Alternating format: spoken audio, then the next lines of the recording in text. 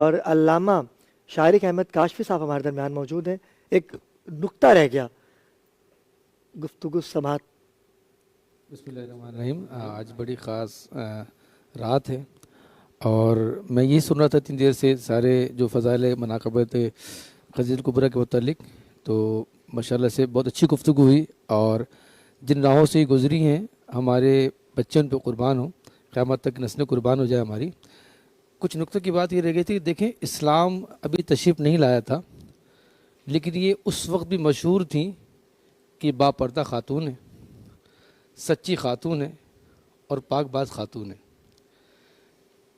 कायनात हैरान है कि ऐसी ख़ातून कि जो बापर्दा होकर ऐसी ताजिरा हैं कि अरब में उसकी कोई नज़ीर नहीं मिलती। मतलब अगर कोई काम करना होता है ना, तो जब तक कहते हैं कि लोगों माशरे में नहीं जाएंगे, मर्दों के दरमियान नहीं जाएंगे, तो काम कर ही नहीं सकते। इन्होंने रोल मॉडल दिया कि मैं बापर्दा होकर भी अरब की वो खातून हूँ कि जो सबसे बड़ी ताजिरा हूँ मैं। कैसा पहलू है ना। और फिर ये वो एटलीस्ट ऐसी खातून है, कायनात की वाहिद हस्ती हैं कि जिनके मुतालिक अम्मा आयशा सिद्दीक़ा रज़ियल्लाहु अन्हा ने इरशाद फरमाया कि वो खातून वाहिद हैं ये कि जिन्होंने दुनिया में बैठ के जन्नती फल खाया है। दुनिया में हुजूर पाक सल्लल्लाहु अलैहि वसल्लम ने इन्हें जन्नती फल का खिलाया और खाने का शर्फ जिससे हासिल है, वो कौन है? ख़दीजतुल कुबरा रज़ियल्लाहु तआला अन्हा है। ये वो वाहिद खातून है कि जिनके मुतालिक इरशाद हुआ कि जन्नत में भी तुम्हारे ज़ौजा जो तुम्हारे शौहर होंगे ना, वो हज़रत मोहम्मद सल्लल्लाहु अलैहि वसल्लम होंगे। दुनिया में भी हैं और आखिरत में भी होंगे। जो मज़े की बात वो ये है कि हज़रत आयशा सिद्दीक़ा फरमाती हैं कि मदीने में एक बुज़ुर्ग खातून आई।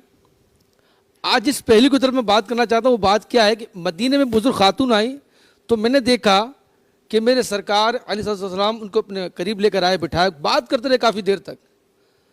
अम्मा आयशा सिद्दीक़ा फरमाती कि बहुत देर तक बात करते रहे, बात करते करते वो जाने लगे। तो कहा आयशा इनको छोड़ कर आओ।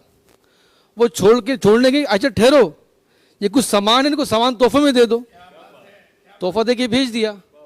हुजूर ये कौन है जिनसे आपने इतनी देर बात भी किया, मुस्कुरा के बात करते रहे, और जब ये जाने लगी बुजुर्ग खातून तो फिर आपने इनको तोहफा भी दिया।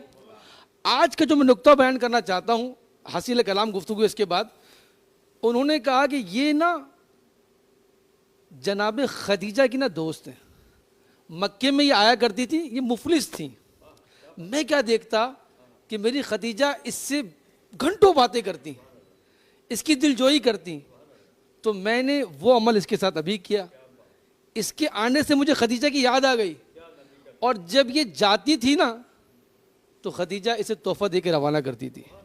अब जो पहलू मैं बयान करना चाहता हूँ आज जो हासिल कलाम ये है कि जनाब खदीजा का जिक्र खैर ये सुन्नत रसूल है, क्योंकि हुजूर पाक सल्लल्लाहु अलैहि वसल्लम जनाब खदीजा के जिक्र खैर किया करते थे अपनी उम्मात में, तो इनका जिक्र सुन्नत रसूल है। और जनाब खदीजा के नाम पर बांटना भी सुन्नत रसूल है। तो ये लंगर क़यामत तक चलता रहेगा। याद रखिएगा, फाउंडेशन जो होती है ना पहली, वो फाउंडेशन एक दफ़ा ही होती है। ठीक है जी, कलर आप कलर कर सकते हो, खिड़कियां दरवाजे तब्दील कर सकते, फाउंडेशन एक है। इस्लाम के फाउंडेशन में जो माल है जनाब सईदा खदीजा का माल है, क़यामत तक इस्लाम रहेगा। जब तक इस्लाम रहेगा तो उनके माल के इंशाअल्लाह जो सवाब मिलता रहेगा इन्हें। ये इनका मुकाम है, मर्तबा है। ये वो खातून है कि जो जिन्होंने बताया कि बेटी को कैसा होना चाहिए। मतलब बेटी माल लेके आए तो इतराए ना, बेटी माल लेके आए तो इस्लाम की खिदमत में लगा दे। एक माँ को कैसा होना चाहिए, इन्होंने रोल मॉडल बनाया है। अल्लाह पाक इनकी ज़िंदगी हमारी नस्लों में मुंतकिल करे, इनकी खासियात मुंतकिल करे। अस्सलाम वालेकुम। असलम भाई कुछ कहना चाहते हैं? मलिक साहब कुछ कहना चाहते हैं, फिर असलम भाई की जानिब आते हैं।